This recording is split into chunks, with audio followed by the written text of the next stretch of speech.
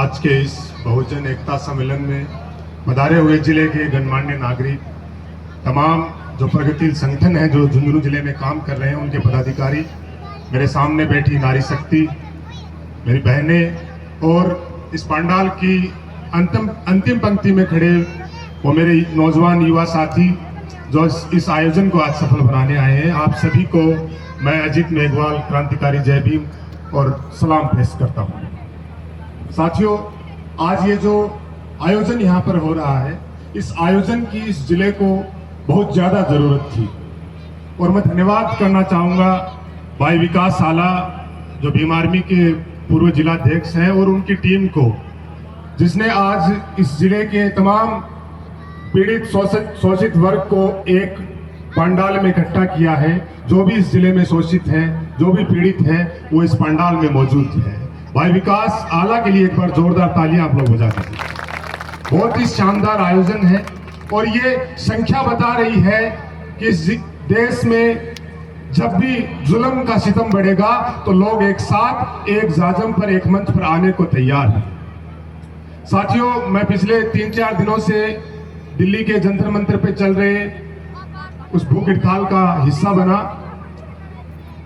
वहां पर मैंने देखा कि आप यहाँ पर जो नारा लगाया जा रहा था, इंकलाब जिंदाबाद, अभी कॉमरेड साहब ने भी लगाया, तो पिछले 20-25 दिनों से इस देश की जो गोदी मीडिया है वो उस भूख हड़ताल को दिखा नहीं रही थी। वो कल ही वहां पर पहुंची थी, वो चैनल है, मैं उसका नाम नहीं लेना चाहूंगा, वो वहां पर आए थे। तो वो जब अभिजीत जो कॉकरोच जनता पार्टी है उसके संस्थापक हैं, उसके संयोजक हैं, उनसे बातचीत कर रहे थे, तो वो बोल रहे थे कि इस पंडाल में आपने जो यहाँ पे मजमा लगा रखा है, इस मजमे में कुछ गलत नारे लगाए जा रहे हैं। ये मंच बहुत पवित्र मंच है। किसी भी राजनीतिक पार्टी, किसी भी राजनीतिक दल का मैं नाम नहीं लेना चाहूंगा, वो बायस होकर या प्रेरित होकर एक नारे को सुनकर वहां पर आए थे। वो नारा था, कुछ लोग वहां पर जो प्रगतिशील विचारों के लोग हैं, वो एक नारा था कि उमर खालिद को रिहा करो। उस नारे के संबंध में वो बात कर रही थी। तो साथियों, मैं भी इस मंच से आज बोलना चाहूंगा कि ये जो SC, ST, OBC, माइनॉरिटी, ये जो शोषित वंचित वर्ग है, ये जो पिछड़ा वर्ग है, इन सब की संगठनों से जो लोग निकलते हैं, जो अपने समाज की आवाज को बुलंद करते हैं, वो जब भी किसी आंदोलन को मजबूत करते हैं तो उन पर एक आरोप लगाया जाता है। वो आरोप है चाइना फंडिंग, ये तो पाकिस्तानी प्रेमी है, इसको तो पाकिस्तान से फंड मिल रहा है, इसको तो रूस से फंड मिल रहा है।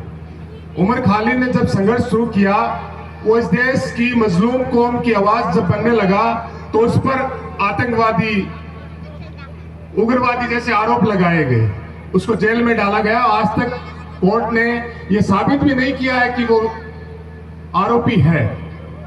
आज तक उसका ट्रायल भी नहीं हुआ। वहां पर किसी आदमी ने कह दिया कि उमर खालिद को रिहा करना चाहिए, उनकी ट्रायल करनी चाहिए, तो ये कोई देश विरोधी बात भी नहीं है। किसी आदमी को आप बिना ट्रायल के, बिना मुकदमों के, आप उसको 7-8 साल तक क्या जेल में रख सकते हो? अगर मैंने चोरी की है तो आपको, पुलिस को, कोर्ट को यह साबित तो करना पड़ेगा कि मैं चोर हूं, उसके बाद आप मुझे सजा दीजिए, कुछ भी मेरे साथ कीजिए। फिर जब उससे बातचीत हुई तो उन्होंने कहा कि यहां पर तो इंकलाब जिंदाबाद के नारे लग रहे हैं। तो क्या इंकलाब जिंदाबाद का नारा देश विरोधी नारा है? क्या यह देश को तोड़ने वाला नारा है? इंकलाब जिंदाबाद का मतलब है कि क्रांति जिंदा रहे, और जब तक क्रांति जिंदा रहेगी, इस देश में कितना भी बड़ा तानाशाह आए, ये जनता उसको उखाड़ फेंकने का काम करेगी। यही इंकलाब जिंदाबाद है। और इस देश की गोदी मीडिया को, इस देश में सत्ता में बैठे लोगों को इंकलाब से भी दिक्कत है। ये दिक्कत नहीं होनी चाहिए।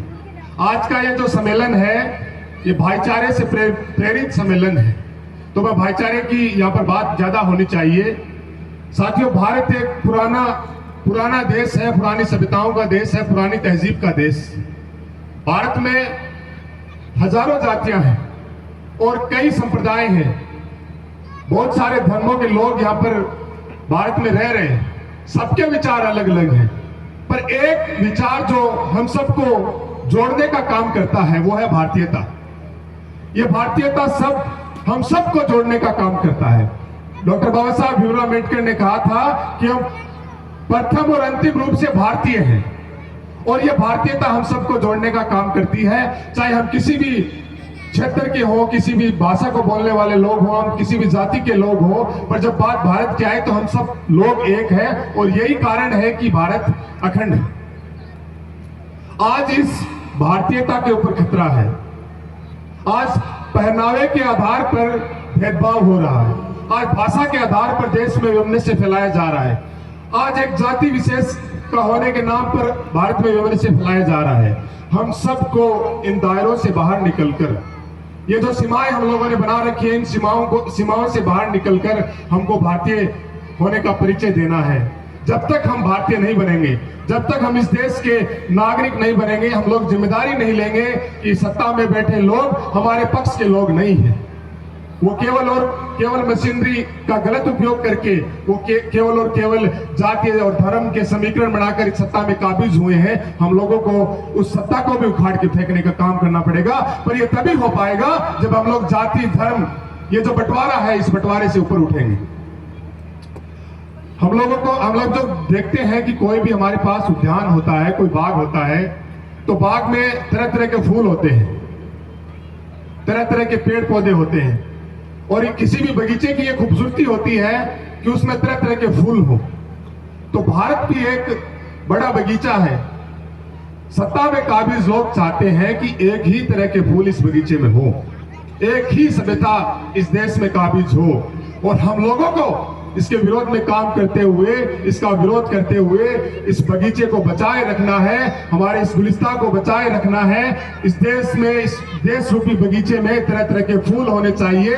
वो फूल हिंदू, मुस्लिम, सिख, ईसाई के रूप में हमारे सामने स्थापित होने चाहिए। और आप सभी से मैं भाईचारे की उम्मीद करते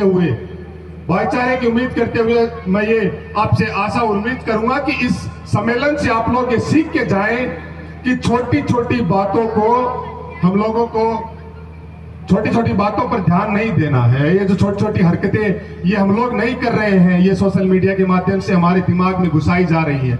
इन छोटी छोटी बातों को इग्नोर करते हुए भाईचारे को प्रमोट करना है, भाईचारे के साथ रहना है। जाति पाति धर्म संप्रदाय में हम लोगों को नहीं बंटना है, और इस देश के आइन की रक्षा करनी है जो संविधान में मौजूद है। हम भारत के लोग, तो सबसे पहले हम भारत के लोग हैं, और इस भारत के लोगों की रक्षा करनी है। इंकलाब जिंदाबाद, जय भीम।